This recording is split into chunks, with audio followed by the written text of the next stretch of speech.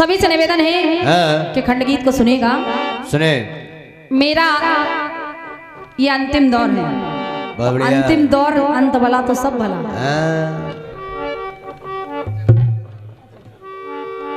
गाया फिल्मी दुनिया वालों ने। ओ मेरी जिंदगी एक प्यार,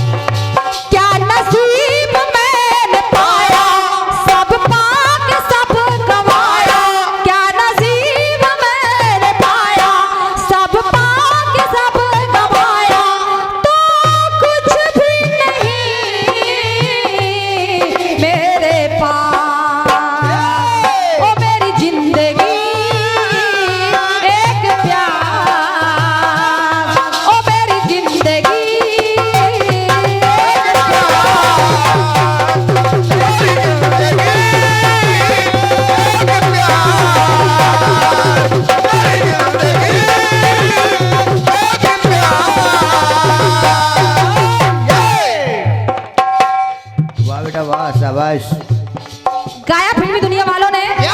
मुकेश भैया, फिल्मी दुनिया वाले कभी कभी बहुत अच्छा गा देते हैं। बहुत बढ़िया।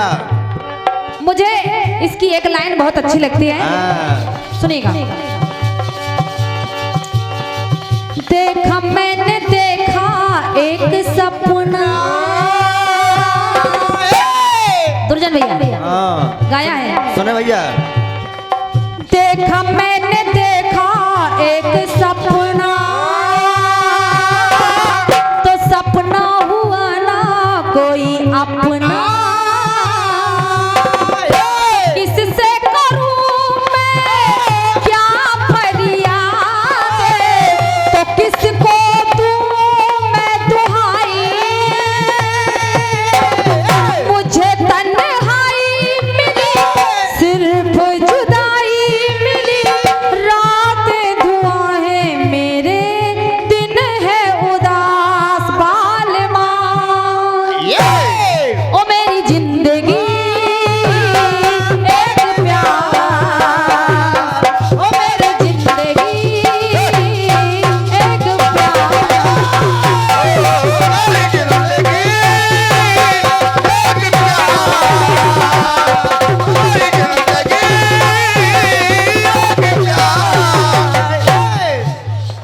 भैया खंड गीत जो मैं पढ़ने जा रही हूँ, अगर कुछ भी आप लोगों को पसंद आता है तो ये आप लोगों का आशीर्वाद है, स्नेह है, और मैं चाहूंगी कि मेरा हौसला बढ़ा रहे। तो आप लोग मेरा हौसला बढ़ाएं, आप जानते हैं। और ये खंड गीत जो मैं गाने जा रही हूँ मेरा खुद का प्रयास है। फिल्मी दुनिया वाले कहते हैं कि क्या नसीब मैंने पाया, सब पाके सब गवाया। बस यही लाइन मैंने अपने खंड गीत में डाली है। होता क्या है, प्रभु श्री राम का वनवास हो जाता है, भरतलाल सारे राज समाज के साथ मनाने चले जाते हैं, मनाते हैं, प्रभु श्री राम को लौटाने का प्रयास करते हैं। शाबाश। हे भाई, आप जाकर अयोध्या का राज्य संभालें, मैं आपके बदले में वन को जाऊंगा। प्रभु श्री राम ने कहा, भरत धर्म व्यापार नहीं होता कि मैं तुम्हारे बदले राज्य करूं। पिता ने तुमको राज्य दिया तो तुम्हारा भी कर्तव्य कि तुम भी उस वचन को निभाओ। ये सारी बातें माता कैकेयी सुन रही हैं। माता कैकेयी ने देखा कि राम अकेले हैं, पहुंच गई। कहा, बेटा तूने मुझसे बचपन में वरदान मांगा था कि मैया जब मेरा राज तिलक होगा तब तुम 14 वर्ष का वनवास मांगना, और इस बात को केवल मैं जानती हूँ या तुम जानते हो। लेकिन जब मैंने वरदान मांगा तो संसार भर का अपयश मुझे लगा, और ये ताने सुन सुनकर मेरी आत्मा घायल हो चुकी है। कुलक्षणी, कुलघातनी, हर प्रकार के ताने मिलते हैं, यहाँ तक कि कोई अपनी पुत्री का नाम केकई नहीं रखता। जब ये बात आई तो राम से माँ कहने लगी कि हे राम, मुझे बड़ा कष्ट है, लेकिन मेरी भावना को केवल तू समझ सकता है। माता रोने लगी, कहा बेटा मैंने केवल तुझे भरत से ज्यादा चाहा है, भरत से ज्यादा स्नेह किया है, लेकिन मुझे उस स्नेह की बदले मिला क्या? तो माँ कहने लगी कि हे राम, कि ममता मई होती माता,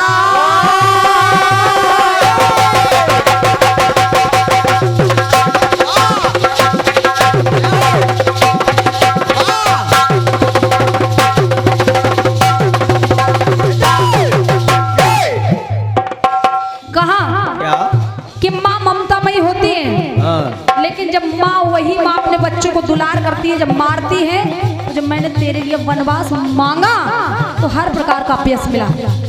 कहना क्या कि ममता मई होती माता,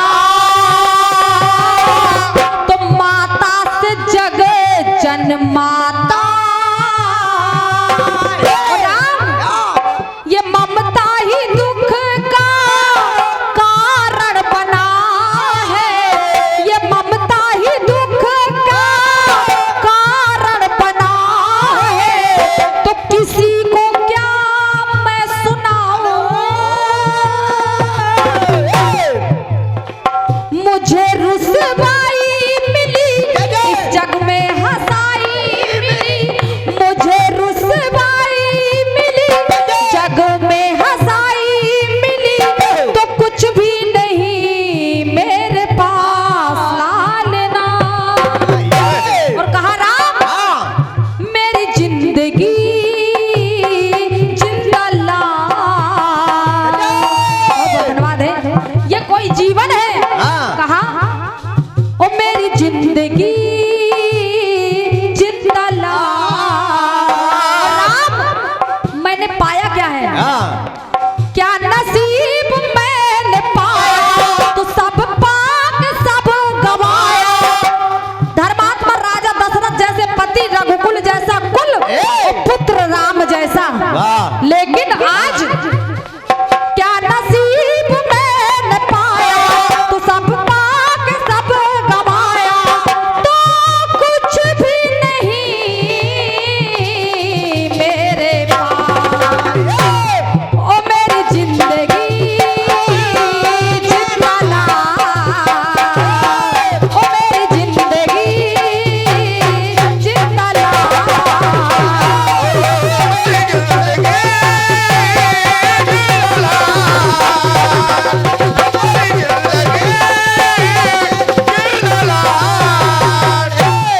ओ मेरी जिंदगी जिंदा ला।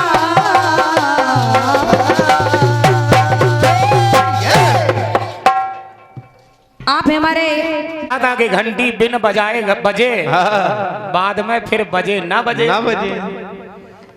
आदरणीय नीलम जी, आपने समझा नहीं मेरा गीत, मेरी घंटी ये कह रही है कि आज अगर मैं नहीं बजी भोग लगाते समय, तो जिंदगी में लोग मुझे कभी बजाएंगे नहीं।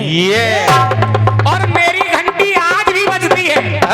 ऐसा कोई मंदिर नहीं जहां भगवान का भोग लगाया जाए घंटी ना बजे। अच्छा, तुम्हारा घंटा दोबारा कभी बजा?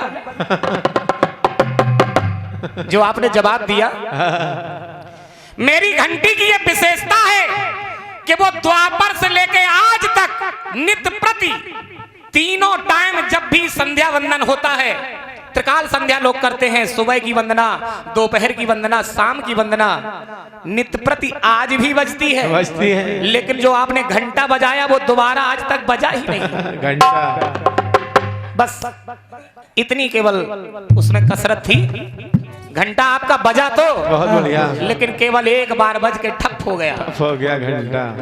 कोई बात नहीं, कोई बात नहीं, दोबारा कभी बजाना, कोई ऐसा साज लाना जो बजता हुआ आज भी चला है। ये बस इतनी सी बात थी, बस, कोई बात नहीं है।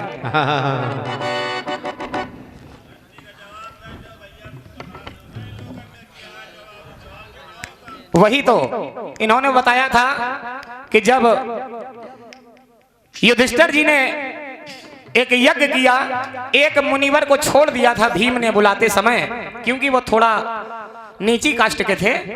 तो जब वो आए भोजन प्रसाद पाने के लिए, तो भगवान ने ज्यों ही उन्होंने भोजन का भोग लगाया, वो घंटा बिन बजाए बजने लगा। लेकिन वो संत का नाम था संत सुपथ सुदर्शन जी महाराज। उनके खाते ही घंटा बजने लगा, लेकिन वो घंटा केवल एक बार बजा, दोबारा आज तक कभी नहीं बजा। तक नहीं बजा भाई साहब। बस मेरी घंटी का ये एक मकसद है कि जब भी भगवान का भोग लगता है, घंटी आज भी घर घर बजती है। बस इतनी सी बात थी। बस छोड़ो। हालांकि जवाब आपका बहुत अच्छा है, बहुत बढ़िया, बहुत बहुत धन्यवाद है। चलो बेटे, एक बहुत प्यारा गीत दिया आपने, बहुत बढ़िया।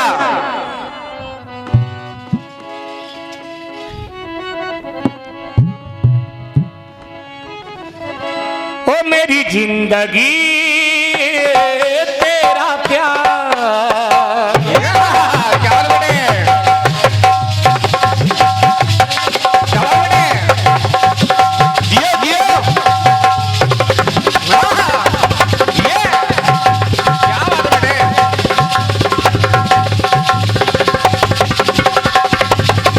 वाह, क्या बात है बेटे, क्या बात।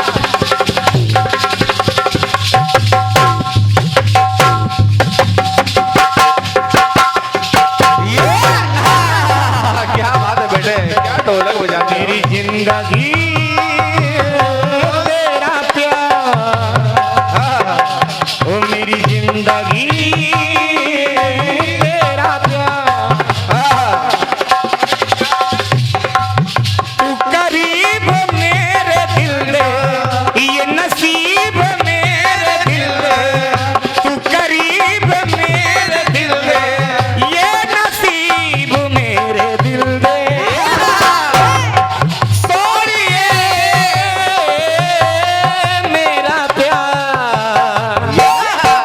मेरी जिंदगी तेरा प्यार, मेरी जिंदगी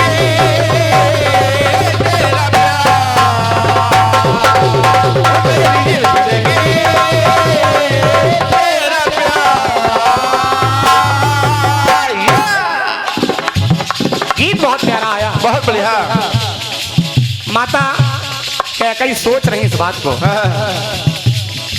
मेरी जिंदगी जिंदा लाश,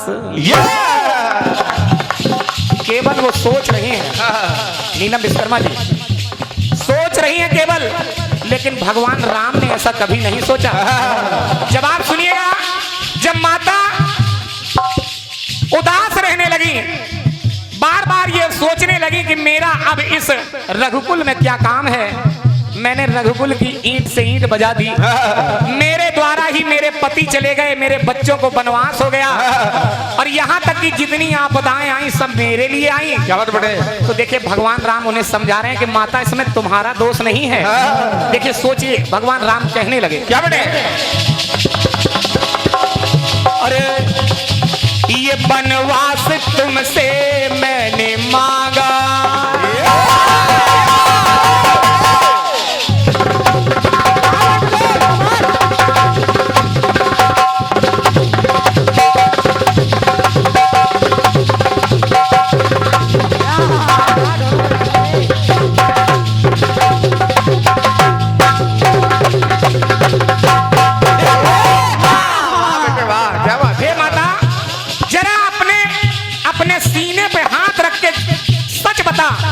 क्या वनवास तूने अपने मन से मुझे दिया था? नहीं नहीं, आपको पता था कि हमारे रघुकुल का ये राज मुकुट बाली के पास था। अगर तुम मुझे राजा बनाती तो मुकुट लाती कहां से? इसलिए वनवास तूने नहीं मांगा, मैंने तुझसे प्रार्थना की थी कि माता मुझे वनवास मांग। अगर तू वनवास मांगेगी तो ये मुकुट मैं अपने कुल का लाऊंगा, और जब मुकुट घर में होगा तभी तो तू मुझे राजा बनाएगी। और अगर बिना मुकुट के राजा बनाएगी तो कल तू अकेली नहीं, पूरा कुल अपयश को प्राप्त होगा कि मुकुट है नहीं, राजा दशरथ राजा बनाने चले। ये कितना बड़ा रघुकुल में कितना बड़ा संकट आता। क्या बेटे। तो कहा माता से भगवान राम ने, वनवास तुमसे मांगा और तुमने ना मुझसे कुछ मांगा। नाम के कई है, काम के कई है, तो तुझसे ही लागी देखो मैया मेरी। क्या बात बेटे। केवल 3 माताओं में तू ही एक ऐसी माता थी जो मुझे सबसे ज्यादा प्यार करती थी। क्या बात बेटे। बताइए जब भगवान राम और सीता की शादी होके आई तो सबसे पहले अगर मुंह दिखाई में किसी ने कुछ दिया तो माता कैकई ने कनक भवन दे दिया। क्या बात बेटे। सबसे पहले अगर किसी ने सीता की मुंह दिखाई में कुछ दिया है तो माता कैकई ने, क्योंकि कैकई से ज्यादा प्यार तो कौशल्या भी नहीं करती। क्या बात बेटे। इसलिए तुझसे मेरी आस लगी है माँ। तो सुनिएगा, माता कैकई तू है खास, माता कैकई तू है खास।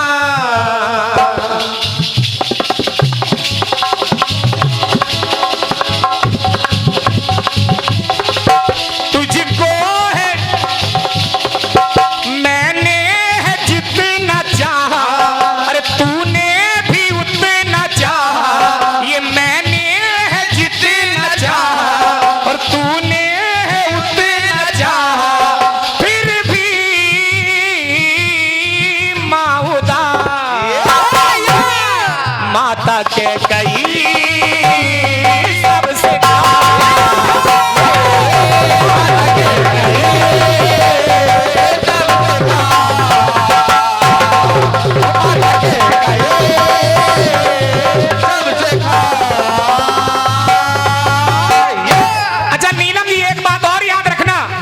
जब भगवान राम रावण को मार के वापस आए अयोध्या तो सबसे पहले गौर करना किस माता के चरण छुए जाते। क्या बात बेटे।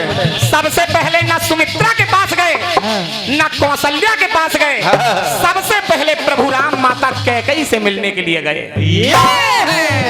क्यों गए? क्योंकि माता कैकई इतना प्यार करती थी, इतना प्यार करती थी कि जिसने अपने नाम की परवाह नहीं की, अपने कलंक की परवाह नहीं की, अपने पति की परवाह नहीं की। क्या बात बेटे। इतना प्रेम करती थी। सुनिए, तो जितना है मैंने चाहा उतना है तूने चाहा, तो फिर भी माँ उदास। माता कैकई सबसे माता कैकई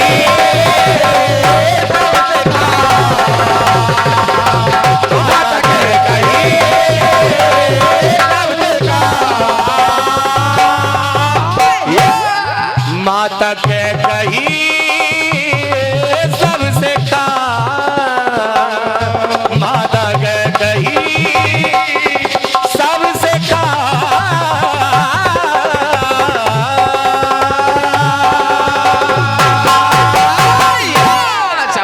माता कैकई सबसे खास।